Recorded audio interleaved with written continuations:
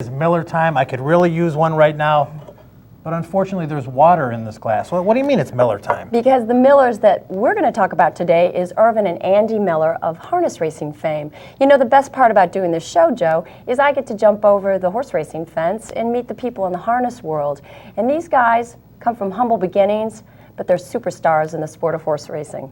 When one thinks about the Amish community, several things come to mind. A simple lifestyle with dedication to work, family, and God. Raised Amish in downstate Arthur, Illinois, ERVIN and Andy Miller were raised sitting behind a horse and a buggy. But as those Amish workhorses tugged on the lines, a passion for horse racing was tugging at their hearts. I was raised Amish with horses, where we used horses for transportation, and just got hooked on it, I guess. Liked horses my whole life. We first started out with some draft horses, and then got into these standardbred some, and just got where we really like it. 2 weeks out of 8th grade, I went to work for a standardbred breeding farm, harness horse breeding farm, and I worked there for 6 years. So I guess graduated there from cleaning stalls and taking care of horses up to training horses and such for them. That early desire to work with horses has given ERVIN Miller purse earnings of over $2 million and over 215 winners, and ranks 9th nationally. I race Lexington, Freehold, Jersey, and Canada. I got a horse that's in Canada Monday night going for $480,000. We have 30 plus employees, 8 or 9 trainers, and the rest of them are caretakers and maybe managers of the stable, people that kind of keep an eye on what all goes on. Back in those early days when he decided to leave the Amish lifestyle behind, he brought with him a close friend, his brother Andy Miller, and together the team has been unstoppable. Andy Miller has more than 3,500 winners to his credit and has amassed more than $27.4 million in purses. Andy tries to drive a great deal for his brother ERVIN, but each note there are differences between them. I'm probably a little higher strung and stuff than he is because I train. I got to deal with all the employees, owners, everything.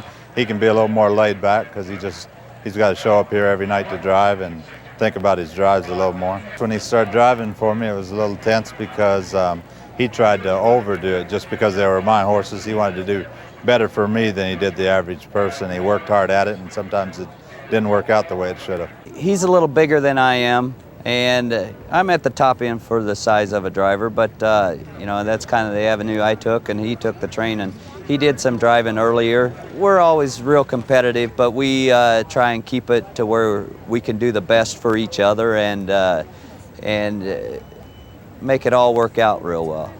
Differences aside, they share the same feelings on a certain track and several horses that they have trained and drove together. Springfield, probably. That's where I train, and that's where I broke the most records and went the biggest miles. Springfield, the state fair. I really like to drive at Springfield and Du Quoin, and you know, I like the big tracks, but probably Springfield. They both agree on their favorite racetrack, but both share different interests when it comes to their best racehorses.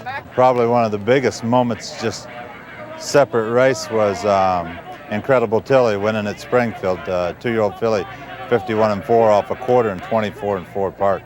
That was incredible. And then another time was a super night.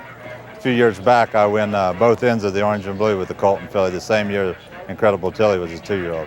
There's several of them, but you know, I have some favorites like Incredible Tilly and Loyal Opposition that's in tonight. Taser Gun's one of my favorites. There's several others. It's hard to think of all of them right now, but there's several of them that I really enjoy driving.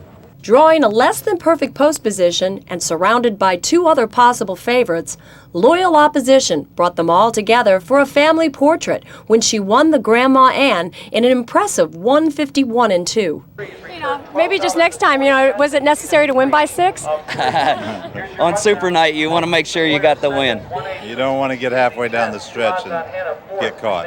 With all the success that they've achieved in their prospective roles in harness racing, each still aspires to win some important races. There's a lot of goals, but I would love to win $1 million race. I'd like to win the Hamiltonian someday for trotters, 3-year-old trotters. Still close as brothers, they both believe that as a team, sooner or later, they'll bring out the best in a horse. Well, Liane, I know when I was a kid, all I wanted to do was run out, play baseball, crank my music, and enjoy myself. But that's a lot more difficult, obviously, for someone that's Amish. Well, that's true. And of course, being teenagers, what was the first thing you wanted? You wanted your own set of wheels. Well, they don't drive cars. But a little friend told me a story about Andy Miller, who, he was a little shy to share this on camera. He took and he put a stereo system in his Amish buggy and used to crank up Aerosmith and cruise down the road in his buggy. So teenagers will always find a way to be teenagers. Yes,